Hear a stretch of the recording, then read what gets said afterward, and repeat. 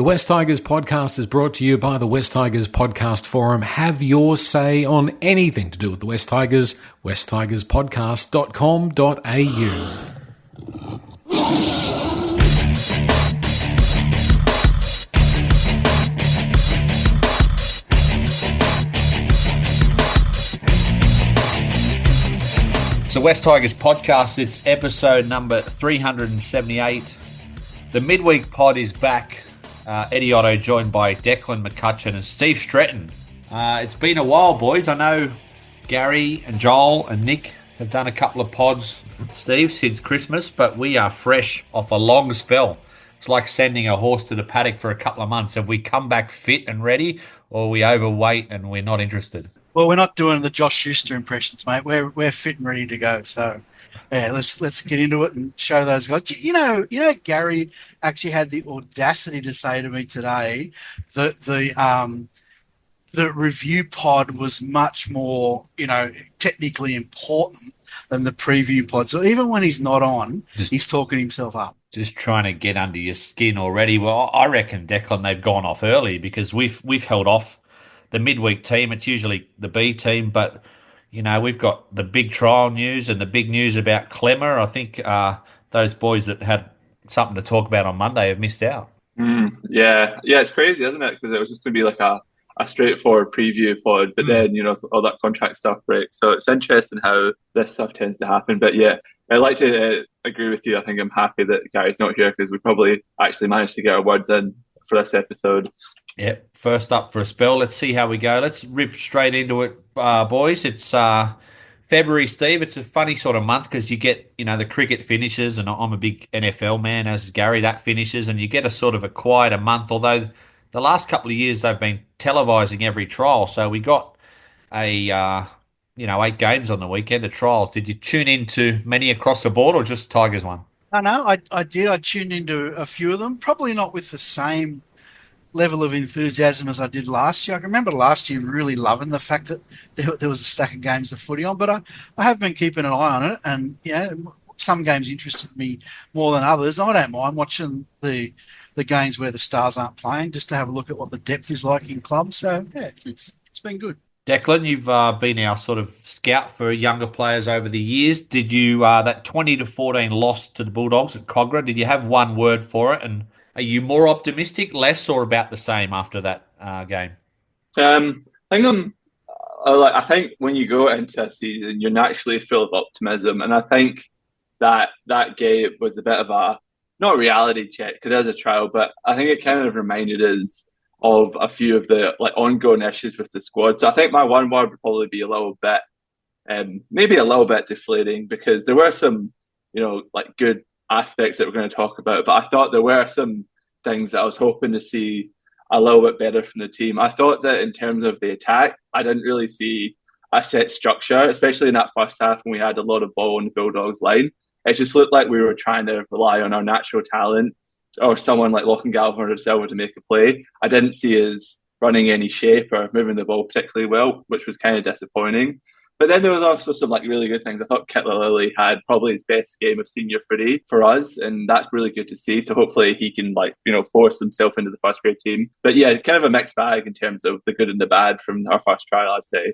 Your one word, Steve? Yeah, I'd pretty much echo what Declan just said. My word was just a tad disappointing. I didn't want to say disappointing on its own because it's just a trial, but I too was expecting probably a little bit more. The most disappointing aspect for me was just the lack of dominance in the middle. There was just nothing from our middle, and whilst a couple of the young guys showed that there's potential there, it also demonstrated that under our top 17 in the middle, in the forwards anyway, we're probably not flash with depth in that area. But I agree, Kittler Lilly had a great, made the most of his opportunity, but definitely not ready.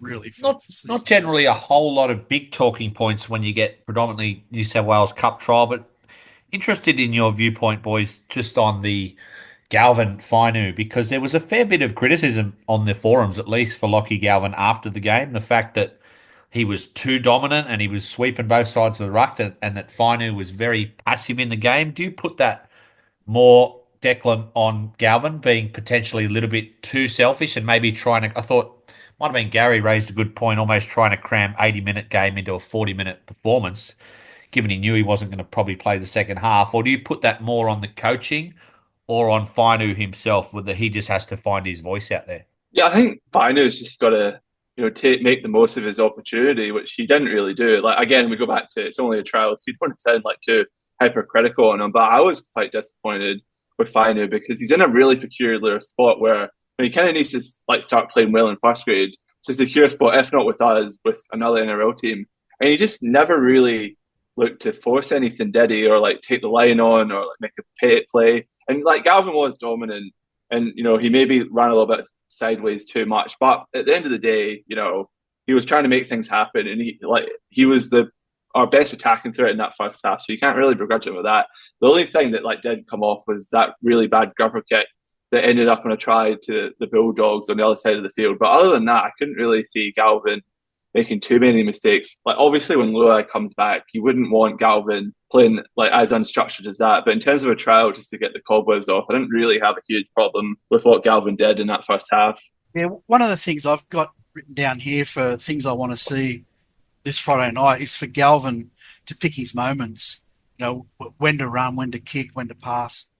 And I've actually got a bit of a theory. It's a little bit out there, but I wouldn't be surprised if Dewey has been picked in the halves as a louder, more dominant halves partner to actually guide Galvin and rein him in just a little bit, because you don't want Galvin overplaying his hand once the comp starts. We are going to have, when we're fully fit, and once we get our groove and the combinations start to work, we're going to have multiple points to attack from. We don't need Galvin with his hands on the ball, every play. So I just wonder whether this week we're going to see Galvin just maybe tone it back a bit, which I think would be a good thing.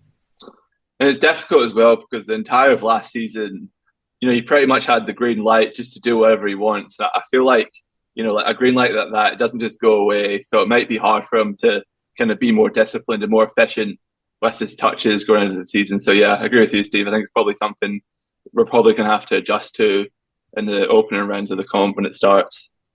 Can I say, Eddie, you just talk about, I know we don't want to talk about it for long, but for me, the best thing I saw in that trial the other night was Skelton. Just the way he ran that ball back, and we have said all last year how poorly we started our sets and how much trouble we had getting out of our end. He was fantastic, and to me, straight into first grade. Well, he's on the wing this week. Just finally, Steve, on Fainu, I have concerns because I had similar concerns I remember watching Mitchell Moses and Luke Brooks as a youngster, and you could hear Mitchell Moses from the grandstand.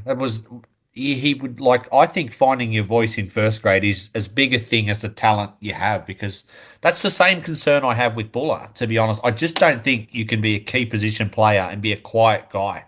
You can be a quiet guy off the field, but the minute you step across that white line, you have to be loud in those key positions. And I just worry, even the games he had last year, that he was sort of out there and sort of scared to step on anyone's toes or get in the way. Yeah, I agree with that, and I'd go a step further. It looks to me that he's frightened to make mistakes, which surprised me, because the message you keep getting from Benji Marshall, particularly in reference to Lockie Galvin, is just go out there and play football. And it's similar to that 05 mentality. As long as you've done it at training, do it in the game. He seems to give him that sort of license where he says that. Whereas Fainu, I don't know whether he believes in himself enough yet to do that, and he's worried that he's not going to do it correctly, perhaps. But I agree with you.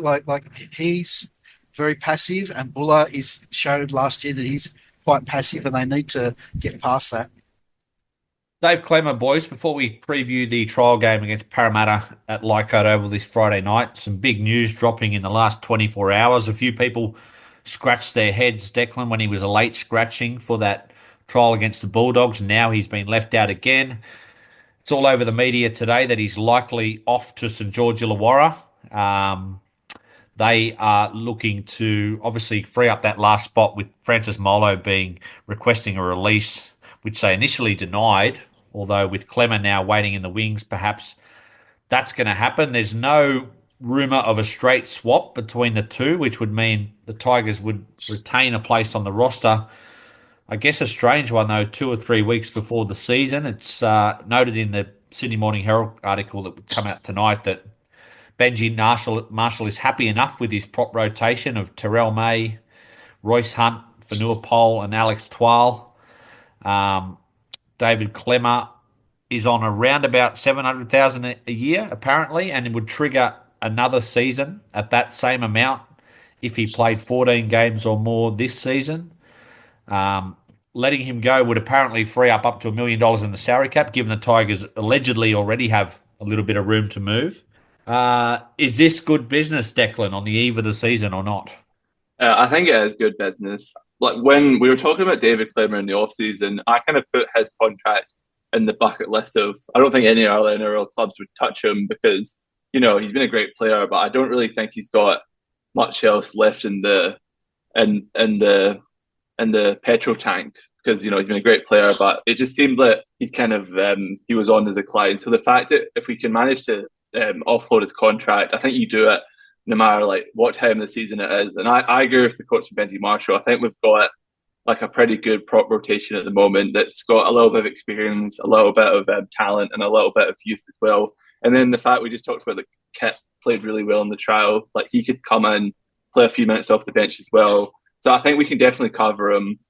So I think that even though it is the start of the season, you've got to, if you can get away with that contract, I think you've got to do it. And it's interesting, the parts about him activating that, second year or the next year, if he plays a certain amount of games, that just seemed like a bit of a toxic situation if it got to the middle of the season and we just dropped him because he didn't want to get to that cap to activate the next stage of the contract. So I think they've done the right thing by trying to resolve it, get him to another club where he can secure his future and we can obviously free up the salary cap space. And in terms of the replacement, I'm kind of hoping we kind of wait and sign a back rower.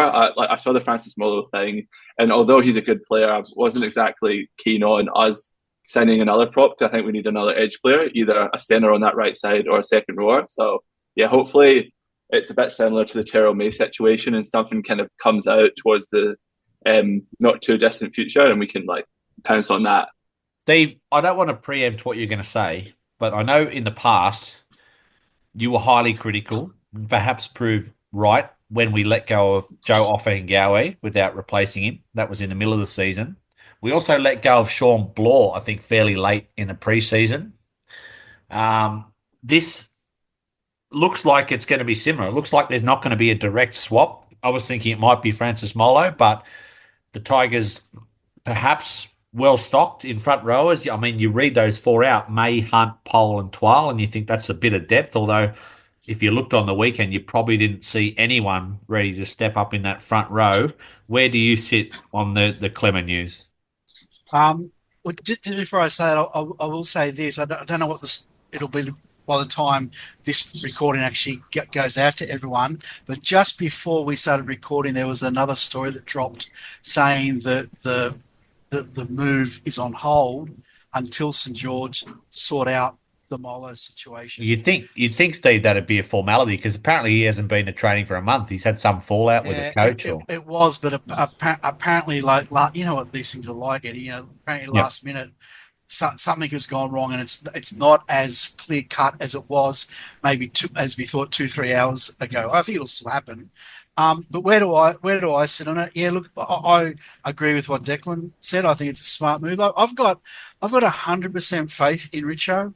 We before we went on our long break, we all sort of said these next few months are going to, prove to us whether Richo's still got it, and I reckon it has. I've just got absolute faith in the guy to get this right.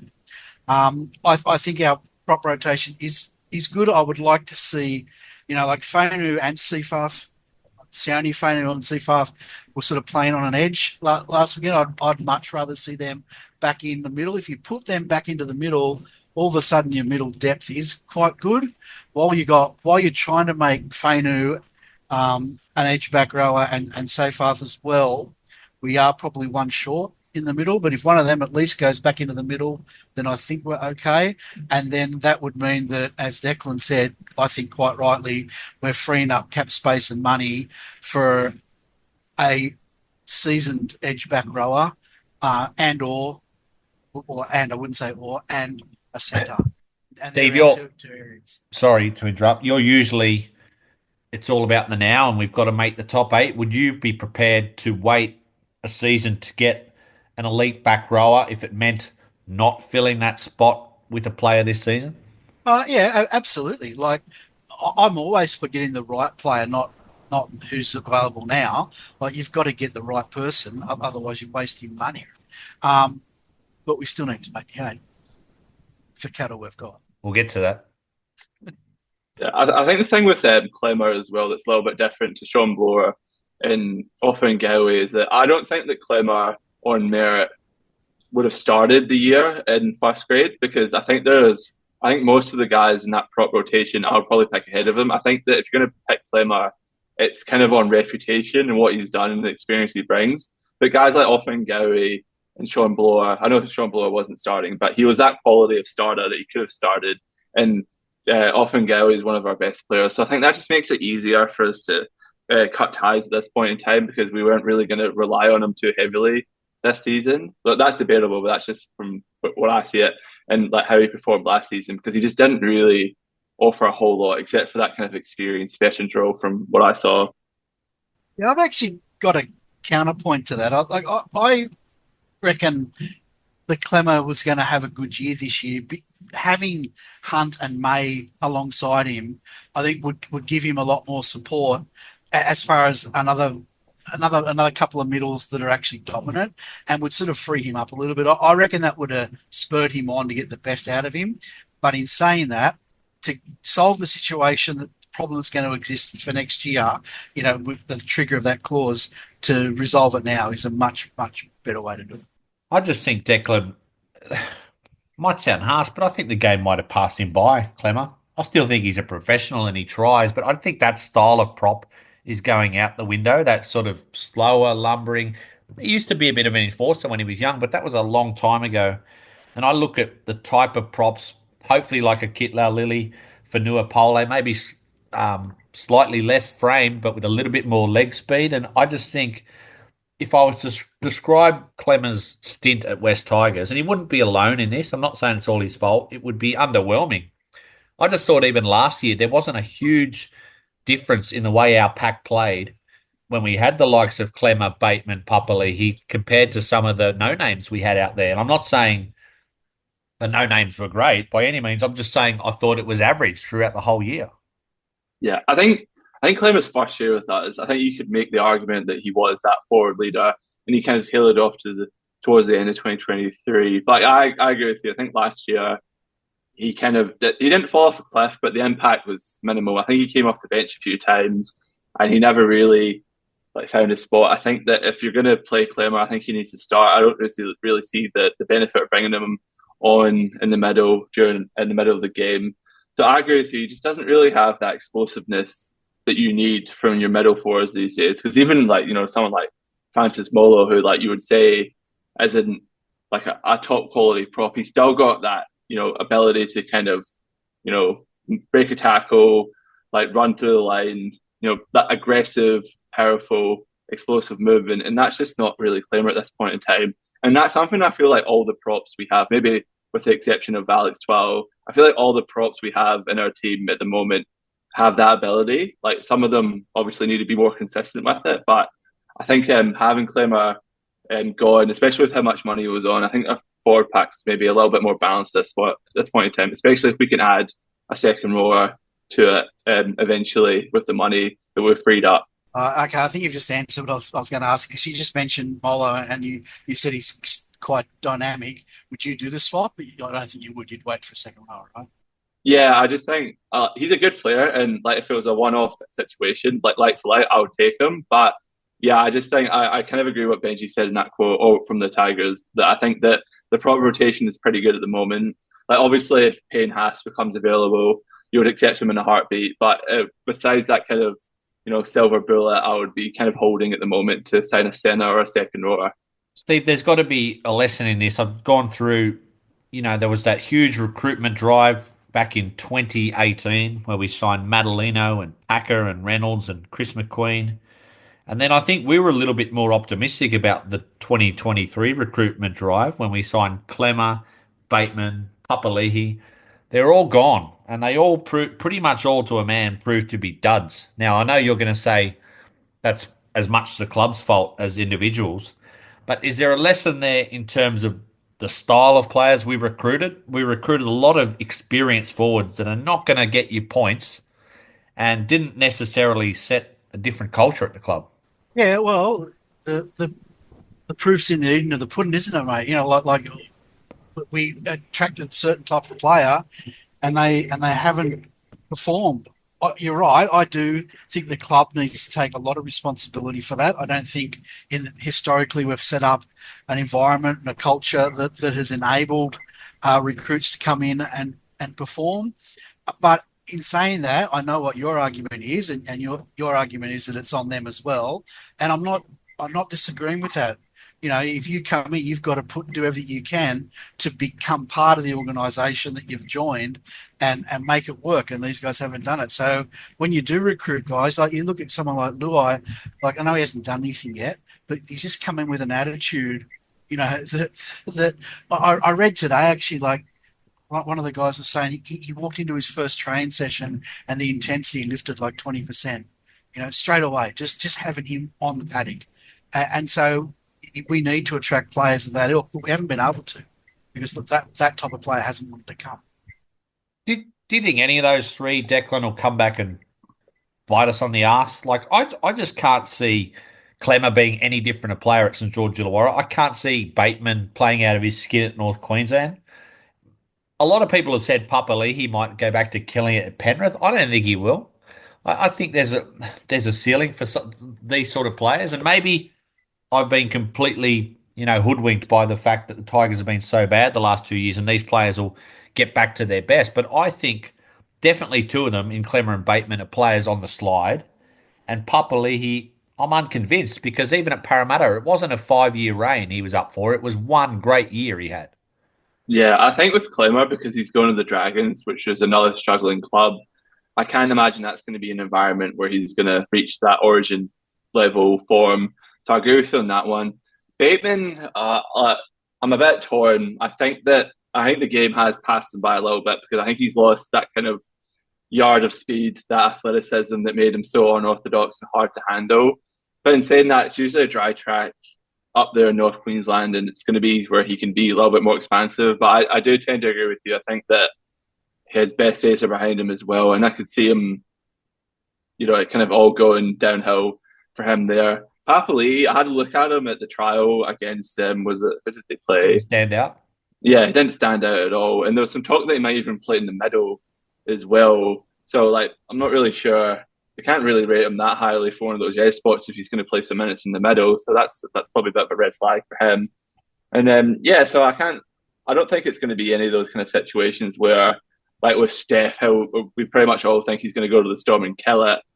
So, well, fingers crossed anyway. But I tend to agree with you. I'm not super confident any of those guys will come back and bite us this season. I still think Sean Bloor. I'm a little less confident after watching him play in the Storm trial last week. Like he did absolutely bugger all, but I think the Storm system will bring out the best in him, and the best he can play is pretty good. All right, boys. Well, let's move on from Clemmer. I think he's played his last game for West Tigers. Thank you for your services, Dave, and I suppose we wish you all the best. Not really, but anyway. Trial team, boys. Interesting trial team. I don't think it's what everyone expected. Heath Mason fullback, Skelton and Staines on the wings, Toa and Aiden the centres, Galvin at 6, Adam Dewey at 7, Terrell May and Fanua Pole the props, Talon De Silva starts at 9, Fainu, Captain Alex Seyfarth in the back row, Alex Twile at lock, Fainu, Royce Hunt, Jack Bird, Sione Fainu on the bench, and then there's a few more youngsters from 18 to 21. I'm going to ask you, what was your most surprising, most disappointing and most exciting selection for this Friday night, the final trial? I'm definitely going out to Leichhardt. I was looking forward to it a little bit more before I saw the team. But I'll start on a positive. Declan, what was the most exciting or the player you're most looking forward to seeing Friday night? Yeah, I think it's going to be Terrell May, first game in the West Tigers jersey. It's going to be really interesting. And from watching a game last week where the forwards struggled in the middle to then seeing how we compare this week with a few more of our first grade props, it's going to be interesting to see how Terrell May leads us, and if he can kind of transition that form from the Roosters where he came off the bench to like more minutes for us in the middle. So I'm going to say Terrell May is someone I'm excited to see play. Yeah, I had Terrell May as well. Really looking forward. A little bit of trepidation. I know Gary and me disagreed a little bit when he did sign. I was a little bit, had a couple of red flags, but no doubting his talent. Steve, who are you most looking forward to seeing? I'm I'm really looking forward to the game. I can't wait to get out there and watch it. So I'm finding it really hard to get down to one thing, but I'm looking forward to watching our pack play with dominance. I'm really looking forward to that. So that's pretty much what you said with May, but I want to add in there watching Polo in the middle, watching Hunt coming off the bench, and just watching that pack, multiple dominant forwards rolling the ball down the field. So looking forward to that. But can I add? Sorry, I just need to. I can't wait to see Skelton play again. I was so impressed with that. And I was so impressed, and because I've got a bit of a soft spot for him, I was so impressed with Naden's effort in the Indigenous game. And I just want to see him replicate that form for us. Because if he plays like that with that intensity and that effort and that discipline, we've solved a real problem. There's been some whispers about him, Steve, or maybe not more than whispers. I think Shane Richardson said he'd been the standout in the preseason. I wasn't, I can't say I watched that game through a fine-tooth comb, but I did see his chase. Two things surprised me. That chase, he had every right to give up, and his pace surprised me as well. He does look really fit. He does look really fit. The whole squad looks really fit. And I know we hear it every year, hardest season ever, but I think it's happened this time. I think Benji has gone away, and I was lucky enough to go to the season launch, and Benji got up and he spoke with such honesty. Like I tell you, I was ready to run through a brick wall for him after he spoke at the season launch, because he talked about the mistakes he'd made and how he put a lot of the emphasis of the failure of last season on himself and him having to learn. And he said he's done a lot of thinking and a lot of remodeling of the way he goes about things. And he's kept saying he has got new standards, new expectations, and I think he's got the senior players that have come into the squad to drive that with him, right? And so I think they're all fitter. But yeah, Naden was so impressive. I just want to see it done week after week in first grade. That's just on Benji's comment, Steve. That's an intriguing comment, because I'm sure any rookie coach is going to make mistakes. I'm sure he's not going to tell us specifically what ones.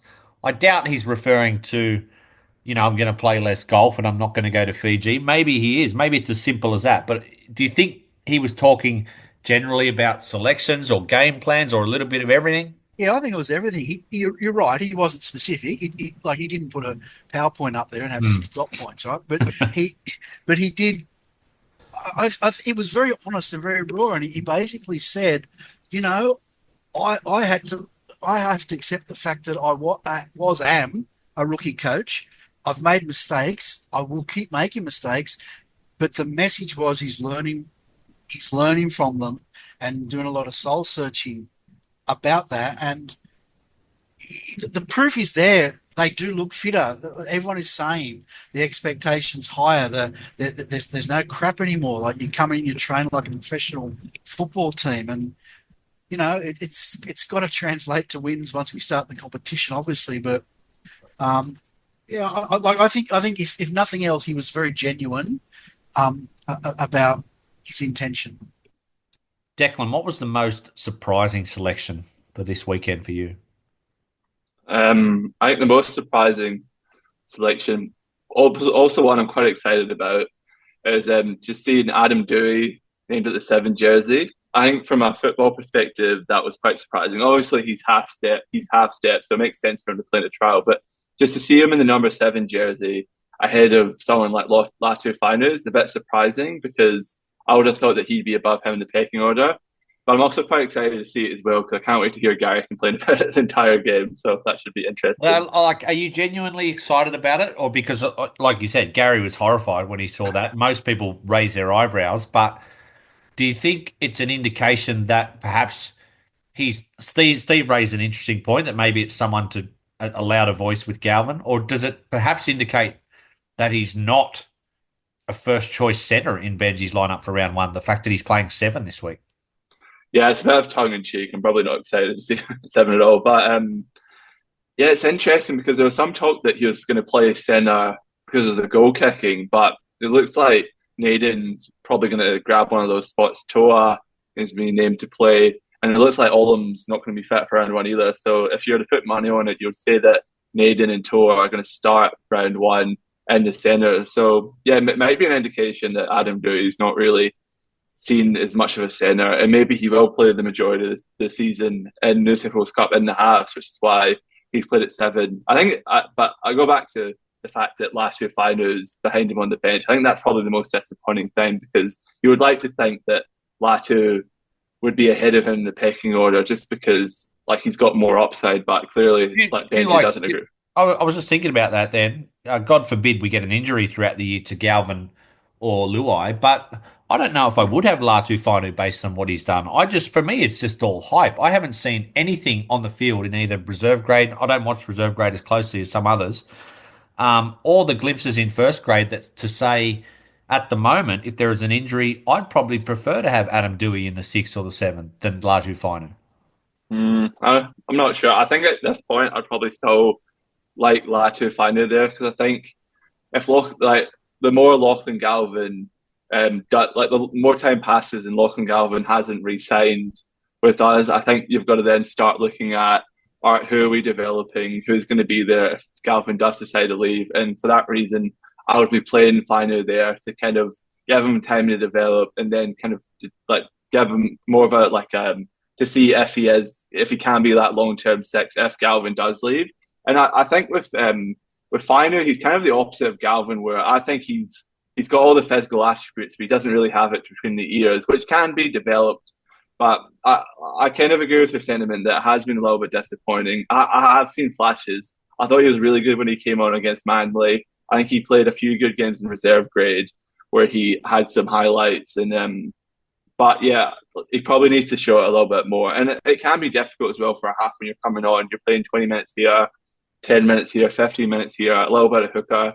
And he did have the hammies as well, so maybe he's still not 100% confident. But at the moment, it's kind of, now or never kind of stuff. Well, it's approaching that kind of urgency with him. I think this year is going to be a really big year for him. What role would you prefer him in, Steve, in, say, round one? Would you prefer him to be a first-choice centre or a backup half? AD. You're talking about Dewey. No, if I got that choice, I'd prefer him as a centre than a backup half. I don't remember with fondness his time in the halves for us. I think if he's going to be a first grader, he can be a first grade centre. But I think I'd be going Toa and Naden ahead of him anyway. But I agree with Fainu. Fainu's got to show something. And what I don't want, I definitely don't. I know we haven't got a choice at the moment because Appy's out. But once Appy's back, I don't want to see Fainu playing 14 utility. It's got to go to De Silva as 14 to give Appy 20 minutes off a game, I think. Yeah, I tend to agree with that. I thought De Silva looked fit last week and he was getting himself involved. But Declan, were there any disappointing selections there? I think for me, I wouldn't say disappointing, but maybe surprising and disappointing.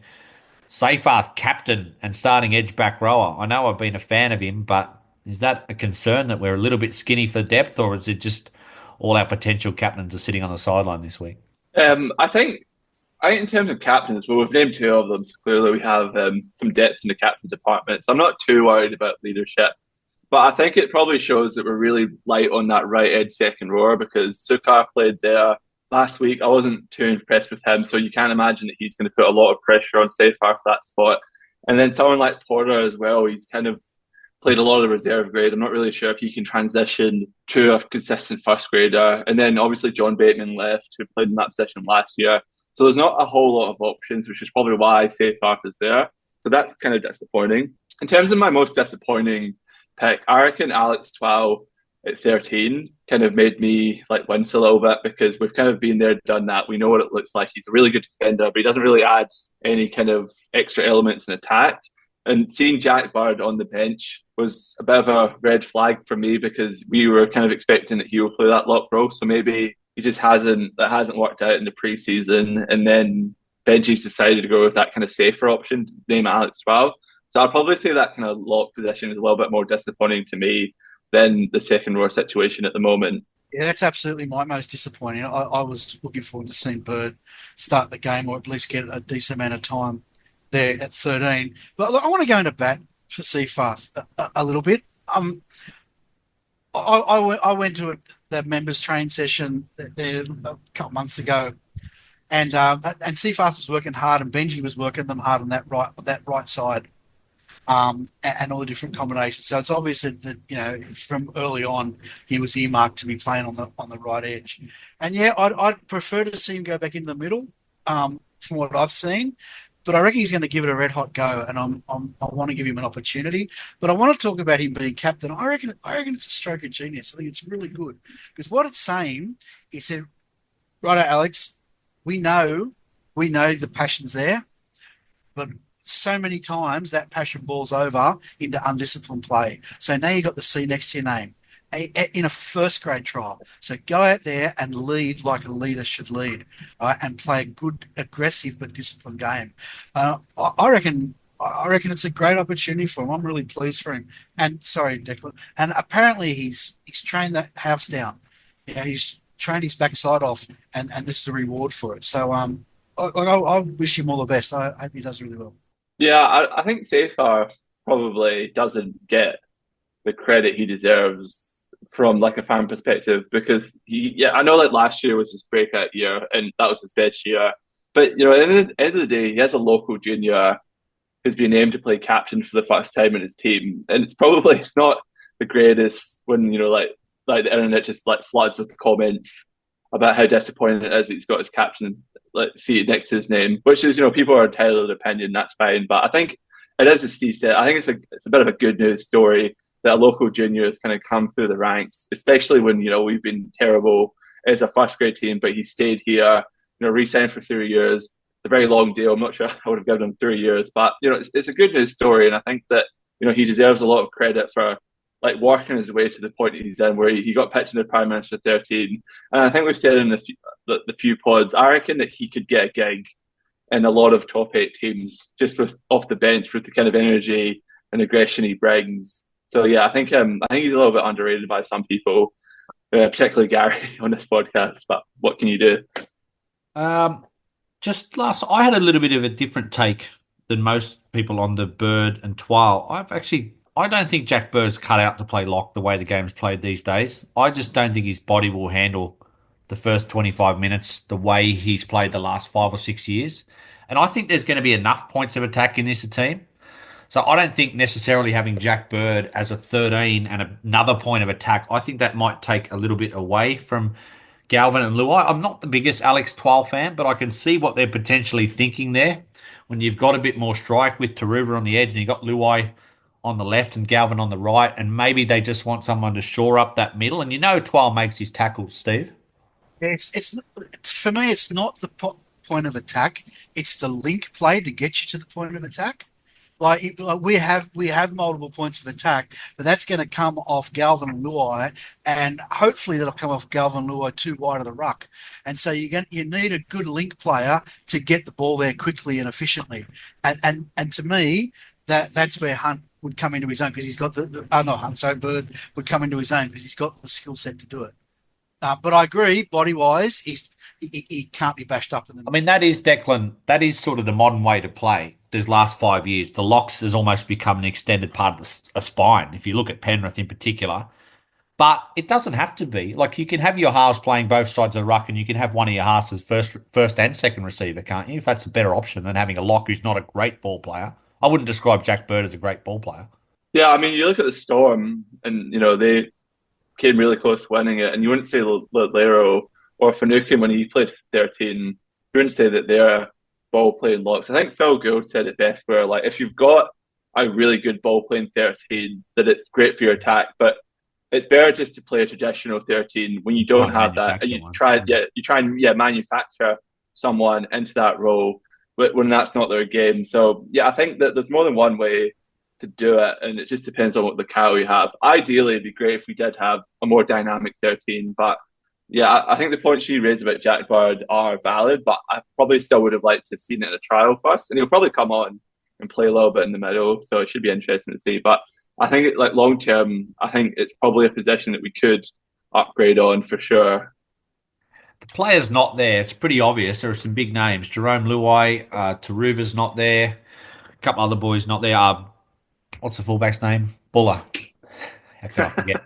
He's not there. So, Steve, I think I know I wouldn't risk players in a trial, and it seems to be going a bit that way these days. That even clubs that finished towards the bottom of the ladder, I saw, Ricky Stewart and other sides put out virtual reserve grade sides this weekend. I know some of them are going to Vegas, so it's slightly different. They play a week earlier, but I think it's a concern. I would have liked to see, and I'm not saying risk them if they're injured, and apparently Luai's carrying a slight niggle, but I think it's a concern for what I'd call a pretty new side to go into round one without Luai and Galvin, especially having played together.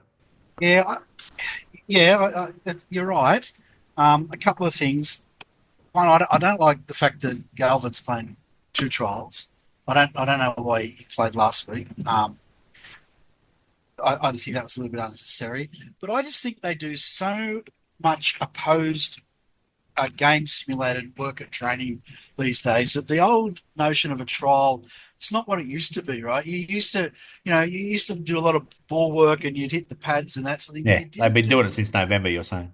yeah, like full on body contact against each other. So why do they need to do it again? Like, Ricky Stewart, you mentioned Canberra, right?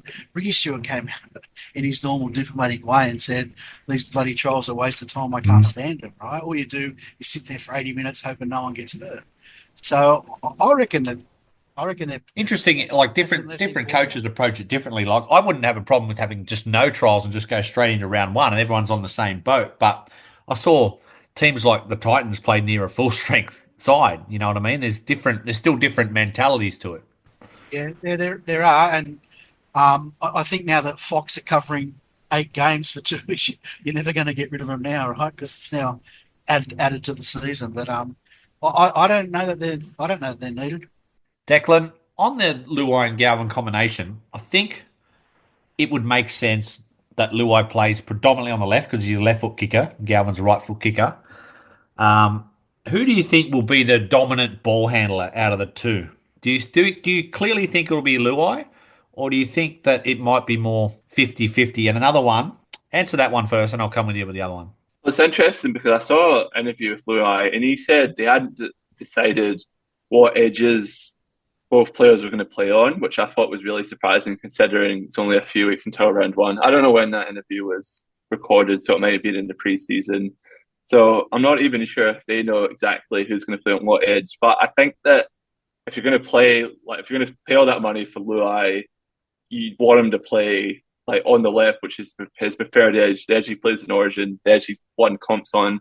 And then I think Galvin's young enough to kind of like transition to the right edge and develop that skill set to play there. In terms of like the dominant player, like I think Luai is going to be, he's got to have the most touches because he's the one that's shown that he's got the temperament to be the dominant playmaker. Because we kind of talked about Galvin, it's kind of a millionaire's prayer sometimes, which is understandable. It's not criticism because he's so young, and we encouraged him to do it last season. But yeah, I think that in terms of the senior player, he's showed with Samoa, with Penrith, with Penrith when Nathan Cleary's not there, that he can steer a team around. So I think Luai is the one that should get more touches. I don't want to get too technical, Steve, but I assume most players, I'm going to talk back rowers now, probably prefer playing on the left because it's generally easy to part from right to left. Would you split the Galvin and Finu combination? Because I just think Finu's obviously clearly our number one back rower, and he was so good on the left with Galvin. I think Luai's probably a little bit harder to read. Just if he plays like he did at Penrith, he often does that jinking where he steps inside and inside and inside, whereas Finu looks like a real hole runner, and Galvin threw him a lot of sort of good flat passes last year. Would you move Finu over to the right, or would you keep Finu there with Luai on the left? That's Galvin is definitely going to play right. Yep. 'Cause and the training that I've seen, Seafarth was playing the right, so it looks like Fainu is going to stay on the left from what I've seen. But I think you'll also find that Galvin will skip across the left a fair bit, and I think they'll both sort of like move around, and there'll be a lot of 6 to 7, 7 to 6 passing.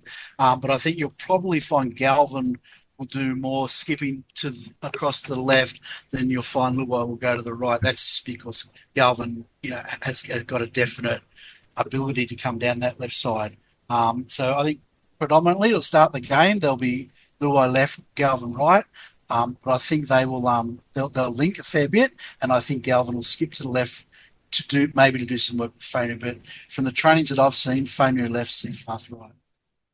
Yeah, I'm actually quite excited to see Luai and Fainu link up because I thought Luai made Luke Garner look like an absolute state of origin player sometimes for Penrith last season because he's got him like really good quality balls. So I think Luai, he has a ball runner, but he does also have that playmaking ability. So I reckon the combination with him and Fainu could be like potentially even better than it was with Galvin because obviously Luai's got more experience to kind of back it up and kind of like develop them and build that combination with them. And then obviously Fainu is a year older as well, so it kind of knows what to expect from first grade. Last one on the team, Declan. I'll stay with you because I think you watched. I don't know if Steve watched the whole game. What did you make of Royce Hunt's performance last week? And do you think his role for West Tigers will be playing off the bench, or potentially with Clemmer leaving, that he should be a starting prop? I really liked the fact that he looked a lot more mobile. It looked like he really had slimmed down and lost a few kgs. Like his stats weren't amazing, but I think it's because obviously Fisher Harris and Leo Thompson were also in the middle of the field when he was on, kind of demanding more of the ball. And then obviously Hunt went off for a little bit with that burner. So, and that kind of got in the way of his stats. But I reckon he showed that he can punch out more minutes. And, with Clemmer leaving, maybe you do need that experienced guy to go next to Terrell May and then have Fanua Paul come off the bench with Alex Sproul. So I think I'd be happy from the start. But then, he's known to have that impact off the bench as well. So maybe, you don't want to keep him. Actually, I've changed my mind while I'm talking. I think I'd probably still like him to come off the bench and have Fanua Paul start the game. So there you go. There you go. Steve, what do you most want to see out of this trial? Obviously, take away no injuries because no one wants to see injuries. But if you're Benji Marshall, what's the thing you're most looking to get out of this trial? I want to see our middle dominate.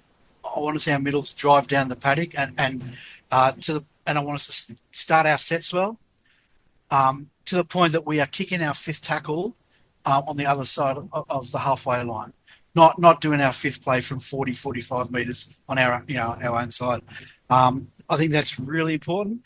I saw last week in the trial, I saw that our slide defence structures were quite good. We only got opened up or outnumbered a couple of times. It's sort of in that trial. So I want to see more of that. Like it's a different combination of players this week. So that slide defensive pattern, especially down our own line, looked really good. So I'd like to see that again. And I want to see some attacking shape, right? I don't expect a lot. It's a trial; they're not going to show a lot. But when I went out and watched the young guys play like that, we had the West Magpies and the Balmain Tigers young guys play against each other a few weeks ago, and I went out to Leichhardt to watch that, and both teams played a similar sort of shape, and it was good driving through the middle, but then it was good two wide combinations and attacking the edges, and it was really slick and it was really fast, and I'm hoping to see our first grade side show that type of shape as well. See, Declan, I don't think you'll see. Maybe it's because they play Parramatta in round 2 and round 6, which is pretty pretty curious to play a team in your last trial and play them in round 2 and round 6. So I think the attack is going to be fairly vanilla this week. But the main thing that I think is going to get this side away from the cellar is how Canterbury did it. A defensive system. I want to see line speed because I wasn't too convinced about that compared to Canterbury last week. And I want to see people on the same page because I think ultimately the best sides, it's a bit of a cliche, but the best sides in the NRL are the best defensive sides. And I think this side will score plenty of points this year, but if we're in the bottom 2 or 3 defensive sides, then forget about it. It'll just be similar to the last 3 years. Yeah, because against the Bulldogs, the attack, the defense, it wasn't fantastic. It wasn't terrible, but you could see the Bulldogs stripped us for numbers a few times on the wing, like scored in the corner, and then kind of worked us a few times line break and then scored some pretty easy tries. So you'd like to see, like especially if the first grade players that get a little bit better. I agree with you. I thought the line speed, particularly at the start of the game against the Bulldogs, was really, really bad. That's why I put in the group chat to see if it was really hot at Fillmore, to see if that kind of played some had an impact. Oh, Cogra, sorry, but yeah, to see if that had an impact because it wasn't great. So yeah, I agree. Hopefully, we see a little bit more intensity in defence. And I think, to be honest, this is probably a Parramatta team that we could go after and bash because it's not. They've rested a few players as well, so that we could get some joy, especially in the middle of the field. So you would like to see them kind of dominate with and without the ball in the middle. So fingers crossed, it's a bit different to last week. Do you remember last year we were all waiting with anticipation, and then there was that St George trial, and they just bashed horrible. us. Do you remember that? And yeah. and we all walked away and we tried to be optimistic. Oh, it's just a trial. It's just a trial. At the end of the day, you want to see what St George brought to that trial, right? You just want to see attitude and a team that's in the fight. And they're talking a good talk about being a very united side and up for it. I really didn't see that. Well, I think you only really find that out, Steve. I mean, you mentioned they look fitter, and they probably do, but I really think you only find that out when you get punched in the face and you're under adversity. And that might not be this week. That might be in round 1. It might be round in 3, where you've got a couple of injuries, or you get 3-6 against you, or you get someone in the sin bin. That's when you find out when a team's mentality, if anything's changed. So I'm interested in this trial this weekend. I don't think the result is that important, but you certainly don't want to be showing what we did in that last trial last year against St George, which was just a terrible line speed and conceding soft tries in that first 40 minutes. So I think if I'd like to win the first 40 minutes. I'm sure there'll be changes after half time. My rant, Declan, I've saved it for near the end today. I just want you to know what you think about this one. I logged on to the West Tigers official website after the game to see, if there was any news. And I had a look at the last 4 or 5 videos posted, of the club and the team and what they do. December 14, we had a 6-minute interview with Taruva. We've had nothing from Jack Bird since he joined the club. I can't think of any official interview. I know behind the Roars, it's fallen apart since Chris Warren left. That's a huge loss to the club. But anyway, there's been nothing with Royce Hunt as far as I can see since he joined the club. There was nothing. Little 2-minute interview with Benji after the game, or there's been nothing with Brett Hodgson. Is it just is every club like this now? Are they cost cutting, or are they just trying to be deliberately low key because we've had so many poor years, and if they put out a heap of fluff, then fans will come running after them saying, "Oh, I want to see actions, not words." But I look at other clubs like Manly. Manly put together a 6 or 7 part doco on their preseason, and there's been 6 episodes about 20 minutes each, and each of them had a different theme. One of them they were doing an opposed session or a scrimmage. One of them they were in a meeting room. And I just think, for the members, Richo says it's all about the members. Are they just not well stocked enough to keep members informed, or do they just not care? But I just think if you look on the West Tigers website, there's about 3 or 4 clips, a 40-second clip about a Members Day in December. There's a 47-second clip about our Pathways Are United, but it's a real half-assed sort of effort. Is that fair? I think it's very fair. I think I agree with you. I also agree with sometimes these preseason things, they can be a little bit too puff piecey, but I think there's a difference between a puff piece where you kind of just say these generic statements that don't really mean anything to general promotional content that gets people excited about the season. So kind of training montages, like just talking to Benji about like what they've done in the preseason, just to get people excited. It's actually funny because Terrell May did a vlog on his YouTube channel, and one of the vlogs was about the West Tigers and his first one of day. that's the most we've seen all preseason was that Terrell May vlog when he was in the Centre of Excellence. Yeah, and that was great, and like it was actually really good quality, and it made me kind of think if someone from the Tigers actually recorded it for him, and you just kind of want like more of that, to be honest. And I understand that maybe, as you say, they do want to be a little bit more low key because they've kind of promised the world sometimes and failed to deliver. But yeah, I think they could have done a little bit more in terms of interviews and with the coaching staff and just kind of getting people a little bit more excited about everything, because they do release like a training montage every now and again, but it's not even could be more. basic, Steve, like an injury report. Like, are we trying to hide something from the rest of the NRL? Like, where is Justin Olam? Is he going to retire? Is he going to play this season? I don't know. Is he going to be back in round one? I've got no idea. Taruva, it's been rumoured, I think he had his appendix out, so that's why he's not playing. But Jareen Buller, there's been pretty little news about him. I know he's coming back from shoulder reconstruction, but I don't know whether I want to say unprofessional or lackadaisical around just injury reports. Yeah, I think all of it. I understand they don't want to get all information out there. They want to About what type of injury, etc., etc. Yeah, I understand that, but they need to.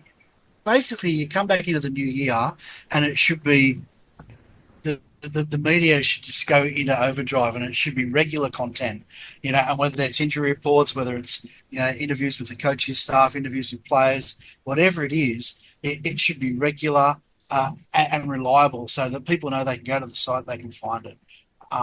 The fact that it's all a bit haphazard and sporadic and not much, like everyone's mega excited, and it's actually self-defeating. And it's the best time. It's the best time to be excited, Steve, because you haven't lost the game yet. That's right, and we're trying to, push this membership drive and get our memberships up to respectable levels.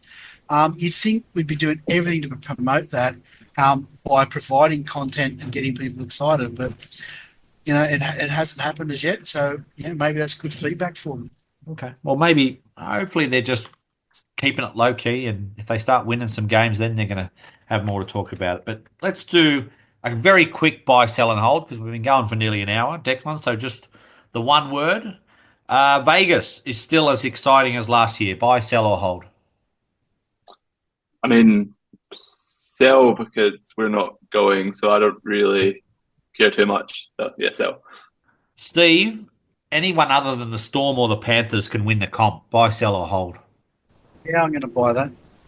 But I think what's hard is that the competition's pretty like South Sydney took a nosedive today, didn't they? They're almost out already. But no, I think Penrith's got to struggle this year, surely. Yeah, not to make the 8 of the 4, but to win. I don't think anyone other than Storm or Penrith can win it. But I mean, how deflating could that be? Not that I feel sorry for South, Declan, but on the eve of the season, having your best player do his hamstring and probably your second best player or your captain snap his Achilles. Could you get any more deflating than that?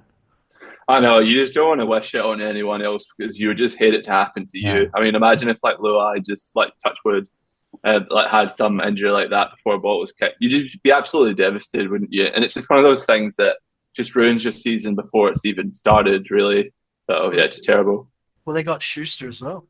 Well, he's retired again, apparently. Stories bubbling away in the background. Steve, West Tigers are still a bottom 4 roster from 1 to 17. I'm not buying. Selling that. They're not a bottom 4. Thought you'd sell that. Declan, Benji Marshall will still be the coach if he finishes in the bottom 4 this season. Buy, sell, or hold?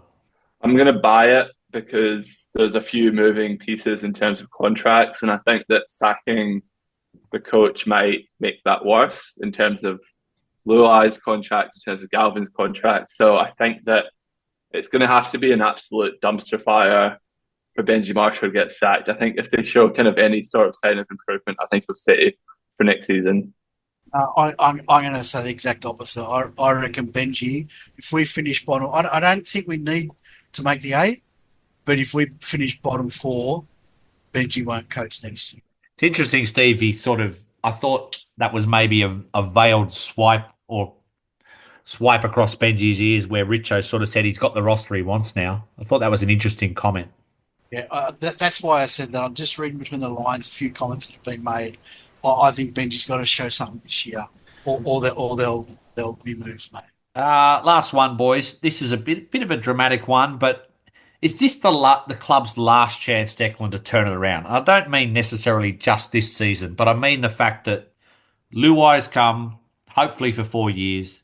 You've got Galvin potentially entering a prime decade as an elite footballer. If either of those things sort of go pear-shaped, is this the club's last genuine chance to turn it around in the NRL? I think that if they stuff it up this season, it could set us back another 5 years for sure. Like whether, and then if something happens in the next 5 years where our place in NRL comes into question, then I think that would be a fair assessment. But yeah, I think definitely short term or like medium term, this is such an important season to get right, because if Luai doesn't work out, then we kind of go back to being that kind of pariah's nest for like star players. I think that getting Luai here, having Benji, who's so popular with the players, we've kind of become a bit more sellable, I think, to players at the moment. Well, I kind of feel that way anyway. But then if Luai wasn't to work out and then Galvin was to leave, I think we could very easily go back to what we were like after Tedesco left, and no kind of star players wanted to go near us. So yeah, I think it's really important that we get it right and like build.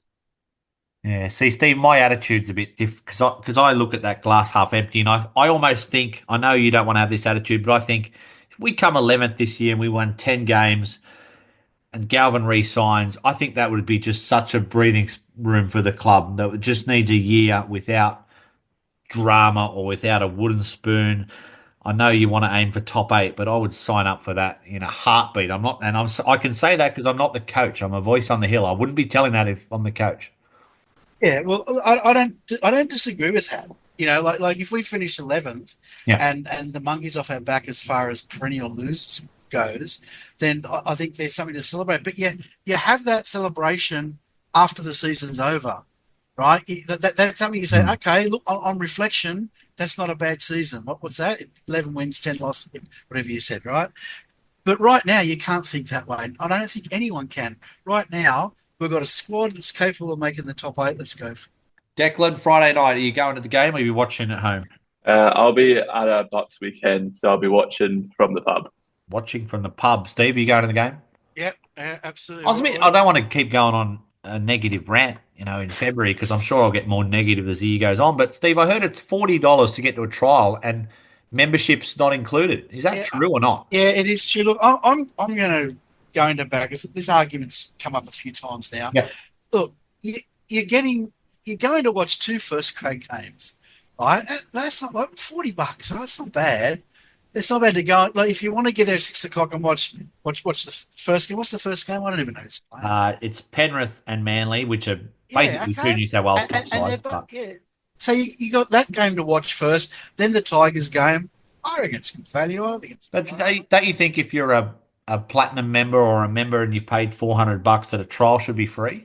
Yeah, I do think that, and I know that I can say that the club would probably agree with that in hindsight, that they should be not free. I don't think, but there maybe should be some benefit for members, for trial matches, and they might think about that for next year.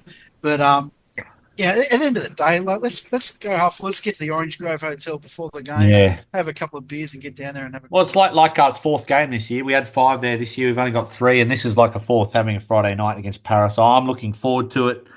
Declan, Steve, thank you. I'm sure some of us will be back Sunday night. I think pretty much we're at that time of the year where we're going to be doing 2 shows a week. If any of our listeners have any ideas for what combinations they'd like to see or things they'd like to talk about, let us know. But thank you, boys, and I'll see you, no doubt, throughout the season. Cheers, guys. Thank you.